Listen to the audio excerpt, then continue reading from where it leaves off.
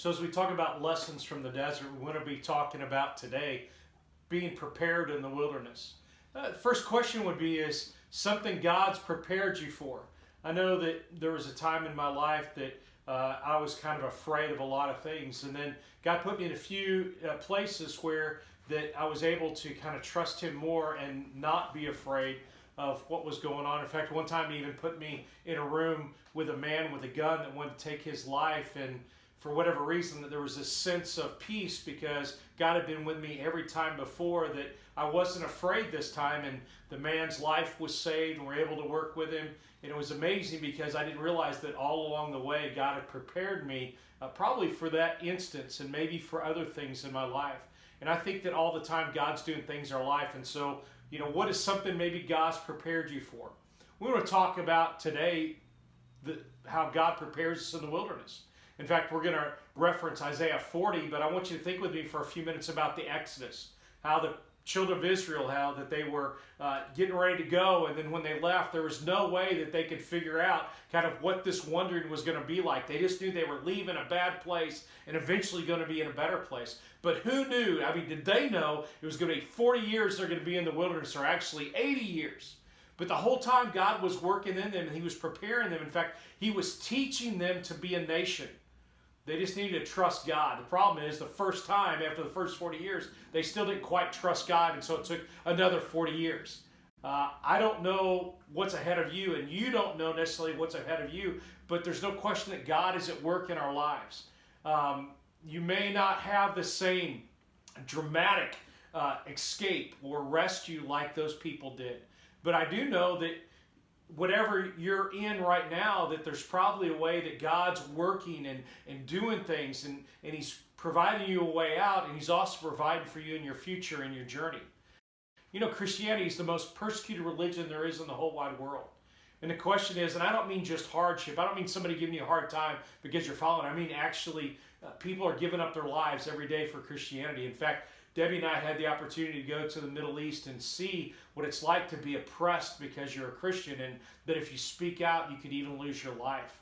And I don't know what you've been through, but I know this, that God is constantly preparing you. See, you're constantly under attack. Satan wants to defeat you. And so are you learning the lesson that you're a part of?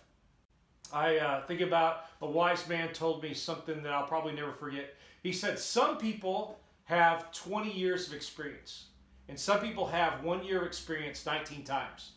In other words, are you learning as you're going through? Are you able to understand what's happening in the midst of your journey? I think about when I was in high school. I know you're going, that was a really long time ago. But we had a group of guys that desperately wanted to be the best basketball team. And so we worked out every year. We got to the point that we'd heard this motivational speaker, and he said, when your coach says, he blows the whistle and said, your experience is over, say, no, coach, we want to run again. And so for my senior year, we did that. The coach would blow the whistle and say, all right, guys, it's over. And I remember the seniors going, no, coach, we want to run more. And running more and more run sprints and more miles and more stairs and working out more and more because we wanted to win. And that year we won our conference, and that year we won our state, and that year we went on to several different tournaments, and we were not the best team, at least talent-wise, but we were sure in shape.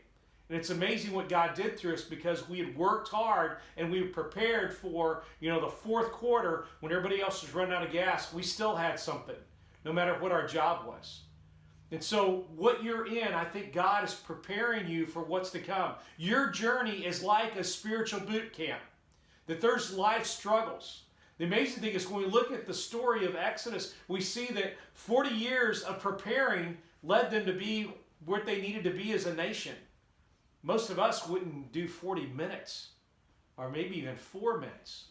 But what is God preparing you for? He prepared them to be a nation. He's preparing you to be His child. And He wants you to defeat the enemy. And eventually they defeated the enemy.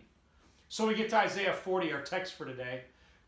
We're kind of skipping ahead the first 39 chapters. And it's like we're almost skipping ahead a lot of years. In Isaiah, it's been gloom and doom through about the first 39 chapters. When he gets to Isaiah 40, the people are refuged in Babylon. They're a long way from home.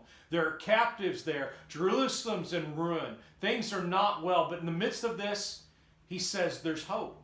There's a way for you eventually to get home. You see, God used time to prepare his people. He always has. It's 40 days in the desert for Jesus. It's 40 years in the desert. It's 70 years in Jerusalem. In Babylon. On and on, God's continued to use time to prepare us for what comes next. I don't know what's going on in your life, but I know that right now, God could be preparing you.